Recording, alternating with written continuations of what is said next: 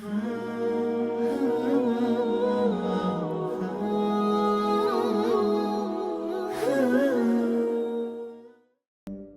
ওয়া কাফা ওয়া সালামুন আলা ইবাদিহিল্লাযীনা ইসতাফা আম্মা বা'দ। আজকের আলোচ্য বিষয় খুশবু, সুগন্ধি।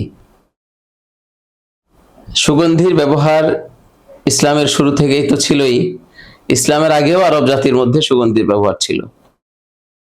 পৃথিবীর বিভিন্ন জায়গায় বিভিন্ন জাতির মধ্যে সুগন্ধির ব্যবহার ছিল।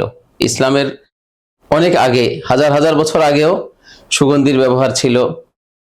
যেমন বৌদ্ধদের মধ্যে যারা ধ্যানে অভ্যস্ত, তারা তাদের ধ্যানের জন্য বাখুর, সুগন্ধি বলতে তারা বাখুর, কোনো সুগন্ধিযুক্ত কাঠ জ্বালানো, তার দ্বারা যে বাষ্প বের হবে, এর দ্বারা পুরো পরিবেশটা সুরভিত হবে, সেখানে বসে ধ্যান করবে। তো এটা বৌদ্ধদের মধ্যে, বৌদ্ধ তো হযরত ঈসা আলাইহিস সালামেরও 3000 বছর আগের, তখন থেকে তাদের মধ্যে এই সুগন্ধির ব্যবহার ছিল। এবং তাদেরগুলো বেশিরভাগই যেগুলো বোটানিক সুগন্ধি।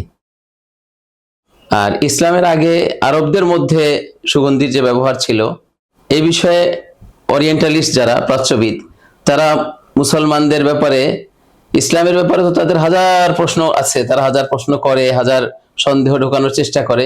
কিন্তু মুসলিম গবেষক যারা, স্কলার যারা, তারা এর খুব স্ট্রং জবাব দিচ্ছেন এবং শুরু থেকেই দিয়ে আসছেন।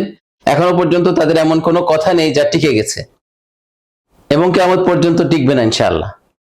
তারা ইসলামের আহকাম, বিধান এবং কোরআন সুন্নাহর দলিলের প্রামাণিকতা, এইগুলোর বিষয়ে নানানভাবে মানুষকে সন্দিহান করার চেষ্টা করেছে। তো এই ধারাবাহিকতায় তারা এক সময় আরব জাতির উপরে তারা কথা তুলেছে যে আরব জাতি অসভ্য জাতি ছিল। সেটা তো আমরাও বলি, তাদের মধ্যে সভ্যতা ছিল না, কিন্তু এতটা অসভ্য ছিল না যে ওরা খাওয়া পড়া জানতো না। তারা খাওয়া পড়া জানতো। একটা বেদুইন জাতি হিসেবে যতটা সভ্য হওয়া সম্ভব, যতটা আভিজাত্য তাদের মধ্যে থাকা সম্ভব, সবই ছিল। এবং তাদের মধ্যে অনেক সুগন্ধির ব্যবহার ছিল, সুগন্ধির প্রচলন ছিল। এর জাহিলি যুগের কবিতার মধ্যেই এগুলোর অনেক বিবরণ রয়েছে। তো এখন আমি একটু আলোচনা করব সংক্ষেপে কোরআনে পাকে যেসব সুগন্ধির নাম আছে। সরাসরি কোরআনে পাকে সুগন্ধির আয়াতে আলোচনা আছে, মিস্কের আলোচনা আছে, তারপরে রাইহান আছে, তারপরে কাফুর আছে। আর আরেকটা জিনিস আমরা মনে করি জঞ্জাবিল মানে আদা। আদাকেও আরব জাতি সুগন্ধি হিসেবে পছন্দ করতো, এবং এখনো আদার ঘ্রাণ আরবদের কাছে খুব পছন্দের জিনিস।